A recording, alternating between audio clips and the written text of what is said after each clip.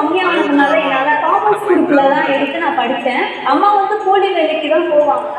அம்மாவுடைய ஒரு நோக்கம் என்னன்னா, எப்படியாவது என் பிள்ளைய படிக்க வைக்கணும். இந்திய குடிமைப் பணி சிவில் சர்வீஸ் எனப்படும் தேர்வுக்கு நான் தயாராகினேன்.